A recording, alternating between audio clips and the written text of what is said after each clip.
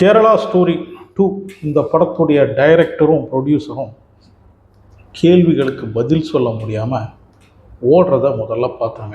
And you are saying the same thing. Not at all. Sir, you don't want to accept. You don't want to accept. You don't want to accept the problems there. बस इतनी सी बात है. Thank you very much. டெல்லியில் இந்த Kerala story part 2 உடைய promotion event நடந்திருக்குது. அங்கே வந்து நிறைய பத்திரிகையாளர்களும் வந்திருக்கிறாங்க. இந்த படத்துடைய டைரக்டர் நாராயண் சிங்கும், அப்புறம் இந்த படத்துடைய ப்ரொடியூசர் விபுல் ஷா, அப்புறம் ஒரு 37 பேர் இந்த மாதிரி இந்த லவ் ஜிஹாதால் இல்லைன்னா இந்த பீஃபால் பாதிக்கப்பட்டவங்க, பீஃப் நம்ம இந்த படத்தில் காட்டுறாங்க பார்த்தீங்களா, அந்த மாதிரியெல்லாம் பாதிக்கப்பட்டவங்க அப்படின்னு சொல்லிட்டு ஒரு 37 பேரை அந்த ப்ரொமோஷன் ஈவெண்ட்டுக்கு கூட்டிகிட்டு வந்திருக்காங்க. இந்த வீடியோவுடைய கடைசியில் நான் ஒரு சென்சிட்டிவான இஷ்யூவை பற்றி பேசியிருக்கேன். அது சரியா தவறா அப்படின்னு எனக்கு தெரியல. இப்போ இந்த கேரளா ஸ்டோரி லீஃபை வந்து வலுக்கட்டாயமாக ஒரு பெண்ணுடைய வாயில் வந்து திணிக்கிற மாதிரி ஒரு காட்சியை வைக்க முடியுது அப்படின்னா, நான் கடைசியில் பேசின அந்த ஒரு விஷயமும் சரிதான் அப்படின்னு எனக்கு தோணிச்சு. அதனால தான் நான் அதை பேசியிருக்கேன். வீடியோ முழுவதும் பாருங்கள், அப்போ அது என்ன அப்படின்றது உங்களுக்கு புரியும். அனசுடன் சேனலை சப்ஸ்கிரைப் பண்ணி வச்சுக்கோங்க.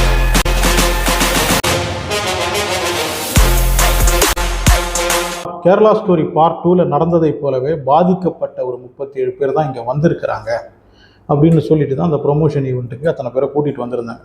அப்போ அங்கே வந்து பத்திரிகையாளர்கள் இந்த டைரக்டரையும் ப்ரொடியூசரையும் பார்த்து கேள்வி கேட்குறாங்க. இந்த 37 பேர் பாதிக்கப்பட்டவங்க அப்படின்னு சொல்கிறீங்களே, இந்த கேரளா ஸ்டோரியில் வந்த மாதிரி, அதில் எத்தனை பேர் கேரளாவை சேர்ந்தவங்க அப்படின்னு கேட்டிருக்காங்க. இங்கே வந்திருக்கிறவங்களில் யாருமே வந்து கேரளாவை சேர்ந்தவங்க கிடையாது. இருந்தாலும் இவங்க வந்து பாதிக்கப்பட்டிருக்காங்க அப்படின்னு ஒரு சொல்லியிருக்காரு. இந்த படம் வந்து இந்த லவ் ஜிஹாதை பற்றி தான் எடுத்திருக்கிறாங்க. ஸோ கேரளாவில் இந்த லவ் ஜிஹாதால் பாதிக்கப்பட்ட பெண்கள் யாரையுமே உங்களால் இங்கே கூட்டிகிட்டு வர முடியலையே, அப்புறம் எதுக்கு நீங்கள் கேரளா ஸ்டோரின்னு பேர் வச்சுருக்கிறீங்க அப்படின்னு அங்கே வந்திருந்த பத்திரிகையாளர் கேட்டதுக்கு, கேரளா ஸ்டோரி ஃபஸ்ட் பார்ட் வந்து கேரளாவில் நடந்த சம்பவம் தான், இந்த செகண்ட் பார்ட் வந்து இந்தியா முழுவதும் நடக்குது.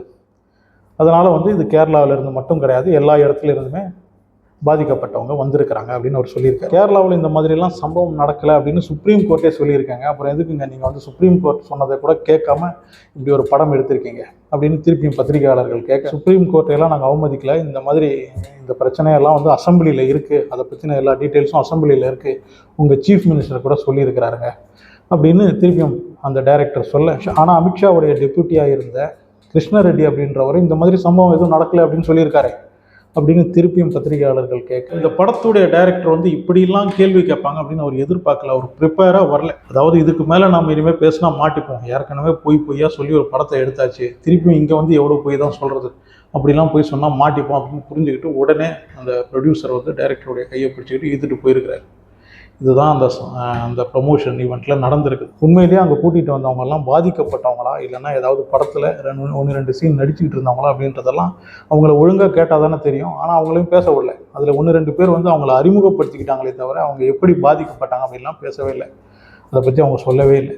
ஸோ இது வந்து இங்கே அந்த ப்ரொமோஷன் ஈவெண்ட்லேயும் வந்து ஒரு நாடகத்தை இவங்க வந்து கிரியேட் பண்ணியிருக்கிறாங்க. அந்த ப்ரொமோஷன் ஈவெண்ட்லேயும் அவங்களுடைய அந்த சிறுபான்மையர்கள் மீது இருக்கிற அந்த ஒரு வெறியை காட்டுறதுக்கு தான் வந்திருக்கிறாங்க அந்த இடத்துக்கு. மற்றபடி இவங்க கேட்குற கேள்விக்கு பதில் இவங்கக்கிட்ட கிடையாது. கேட்டால் வந்து அசம்பிளியில் இருக்குது, அங்கே இருக்குது, இங்கே இருக்குது, யூடியூப்பில் இருக்குது, சில விஷயம்லாம் யூடியூப்பில் இருக்குது அப்படின்னு சொல்லியிருக்கிறாங்க. நான் ஒரு கேள்வி கேட்குறேன். அதாவது எல்லாருக்கிட்டையுமே கோமாதாவை வந்து தெய்வமாக மதிக்கிறவங்க, அதாவது பசுமாட்டை தெய்வமாக மதிக்கிறவங்க கிட்ட ஒரு கேள்வி. உண்மைதான், பசுமாட்டை வந்து இஸ்லாமியர்கள் தெய்வமாலாம் பார்க்குறது கிடையாது, அதை ஒரு மிருகமாக தான் அவங்க பார்க்குறாங்க. இருந்தும் அவங்க வந்து பசுமாட்டு கறியெல்லாம் சாப்பிட்றது கிடையாது. அவங்க வந்து எருமக்கடை, அதாவது இந்த பஃபல்லோ மீட், அதை தான் சாப்பிடுவாங்க. ஆனால் பசுமாட்டை, அதாவது கோமாதா அப்படின்னு சொல்கிறவங்க, இந்த கோமாதாவுடைய குட்டி, அதாவது கண்ணுக்குட்டிக்கு கொடுக்கறதுக்காக வச்சுருந்த பாலை அதுக்கு ஒழுங்காக கொடுக்காம சும்மா அதுக்கு அப்படி வாயை மட்டும் காட்டிட்டு, அது ஒரு 1/2 லிட்டரோ 1 லிட்டரோ கொடுத்துட்டு, அதுவும் எல்லா இடத்துலையும் கொடுக்கறது கிடையாது, சும்மா அப்படி வாயை மட்டும் காட்டிட்டு அந்த பாலை மொத்தமாக இந்த மனிதர்கள் தானே குடிக்கிறாங்க. அது வந்து கோமாதா, அந்த தெய்வத்துக்கான பால் தானே. தெய்வத்துடைய குட்டி, அதாவது கண்ணுக்குட்டியும் தெய்வம் தானே, அதுவும் கோமாதா தானே. அப்போ அதோடைய பாலை அந்த தெய்வத்தை ஏமாற்றி குடிக்கிறது தப்பு இல்லையா? இத்தனைக்கும் சில இடங்களில் நம்ம பார்த்துருக்கோம், அந்த கண்ணுக்குட்டி இறந்ததுக்கப்புறம் வைக்கோல்லாம் வச்சு பசுமாட்டை அப்படி ஏமாற்றி பால் கறப்பாங்க. அப்படியெல்லாம் தெய்வத்தை ஏமாற்றி, கோமாதாவை ஏமாற்றி பால் கறக்கலாம், அது தப்பு கிடையாது. இந்த நம்பிக்கை வச்சுருக்கிறவங்க, பசுமாடை தெய்வமாக மதிக்கிறவங்க பசுமாட்டை ஏமாற்றலாம். ஆனால் வந்து பசுமாட்டை தெய்வமாலாம் பார்க்கறது கிடையாது. இந்த சிறுபான்மையர்கள் வந்து எந்த ஒரு மாட்டையும் அவங்க வந்து தெய்வமாக பார்க்கறது கிடையாது. இருந்தாலும் அவங்க பசுமாட்டுக்கு வந்து அந்த பசுமாட்டு கறியெல்லாம் சாப்பிட்றது கிடையாது. எந்த ஒரு மாட்டையும் தெய்வமாக பார்க்காதவங்க அந்த பாலை குடிக்கலாம். அந்த கன்றுக்குட்டி கொடுக்க வேண்டிய பாலை இவங்க குடிக்கலாம், மனிதர்கள் குடிக்கலாம். ஆனால் தெய்வமாக பார்க்குறவங்க கோமாதாவுடைய பாலை எப்படி குடிக்கலாம்? இத்தனைக்கும் உலகத்திலேயே மிகப்பெரிய கொடுமை எது அப்படின்னு என்ன கேட்டிங்கன்னா, அழுகுற குழந்தைக்கு பால், அதாவது பாலுக்காக அழுகுற குழந்தைக்கு பால் கொடுக்காமல் இருக்கிறது தான்.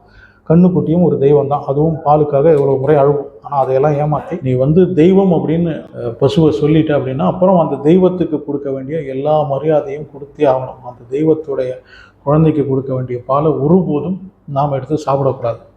அது கேட்காது, நீ ஏன் என் பாலை எடுத்து சாப்பிட்ற அப்படின்னு கேட்காது. அப்படின்றதுனால தானே எடுத்து சாப்பிட்றீங்க இல்லையா? இல்லைன்னா இப்போ உண்மையிலேயே பேசும் தெய்வமாக இருந்தது, இந்த பசுமாடுக்கு பேச முடிஞ்சுது அப்படின்னா அதுக்கிட்ட கேள்வி கேட்டுட்டு தானே நம்ம எடுப்போம். இந்த பாலை நாங்கள் எடுத்துக்கலாமா அப்படின்னு கேட்காம எடுப்போமா? பாலில் பல விட்டமின்ஸ் இருக்குது. பால் வந்து ரொம்ப நல்ல ஒரு ஃபுட்டு தான். இருந்தாலும் பால் இல்லாமையும் மனிதனால் வாழ முடியும் இல்லையா? பால் சாப்பிட்டா மட்டும்தான் உயிர் வாழ முடியும் அப்படின்லாம் கிடையாது. அப்படி இருக்கும் பசுமாடு கோமாதாவுடைய பாலை ஏன் எடுத்து சாப்பிடணும்? அப்படி நீங்கள் சாப்பிட்றது தப்பு இல்லை அப்படின்னா பசுமாடு கூட கிடையாது, எருமை மாட்டு கறி சாப்பிட்றதுல என்ன தப்பு? அதை வச்சு ஏன் அரசியல் பண்ணுறீங்க? இப்போ கேரளா ஹைகோர்ட் என்ன சொல்லியிருக்குன்னா, இந்த படத்தை நாங்கள் பார்க்கணும், இது வந்து ட்ரூ ஸ்டோரி அப்படின்லாம் சொல்லியிருக்கீங்க இல்லையா, கேரளாவில் நடந்த ஸ்டோரி அப்படின்லாம் சொல்லியிருக்கீங்க இல்லையா, அதெல்லாம் நாங்கள் பார்த்துட்டு எங்களுடைய அனுமதி கிடைச்சதுக்கப்புறம் தான் இந்த படத்தை ரிலீஸ் பண்ணணும் அப்படின்னு கேரளா ஹைகோர்ட் இப்போ சொல்லியிருக்கு. இந்த மாதிரி அதாவது கேரளாவில் நடக்காத ஒரு விஷயத்தையே இவங்க வந்து படமாக எடுத்துகிட்டு அதுக்கு கேரளா ஸ்டோரின்னு பேர் வச்சுருக்கிறாங்களே.